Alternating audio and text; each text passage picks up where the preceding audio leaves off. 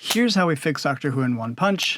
Let's go. So it turns out, in fact, it's not Rose. It's not a variation of the Doctor. It's not the Doctor taking on the face of Rose. It's nothing like that at all. It is, in fact, the Moment. The Moment has been watching for 10 long years, watching the Doctor run around, have fun, do all these different things, and frankly, making decisions that seem questionable in terms of things that the Moment thought the Doctor would do after sort of giving back Gallifrey and all of that. So the Moment decides it wants its time. So the Moment is the one that caused by generation. The Moment is the reason the 14th Doctor turned into basically the 10th Doctor, and the Moment is the reason why the 13th Doctor ran in to help the 15th Doctor at the critical point of, you know, the world sort of doing what the world was doing. The Moment used that so that the Moment could kind of come through at the critical moment of the regeneration, which is why we now have the Moment as the Doctor. The Moment goes off as having a wonderful time pretending, cosplaying to be the Doctor. Because the bi-generation stuff came around, the 13th Doctor catches on to this and it's like, hey, no.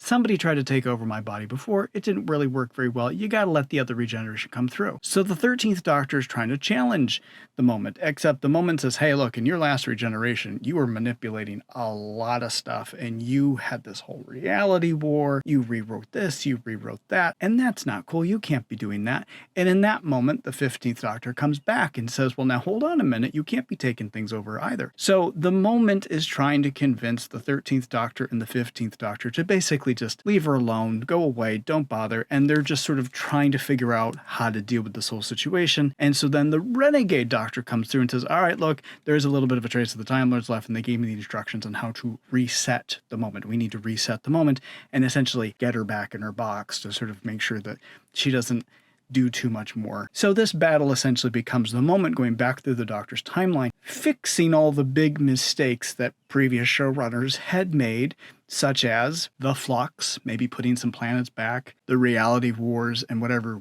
that was. Susan was essentially a harbinger from the Time Lords trying to send a message to the 15th Doctor to basically be like, hey,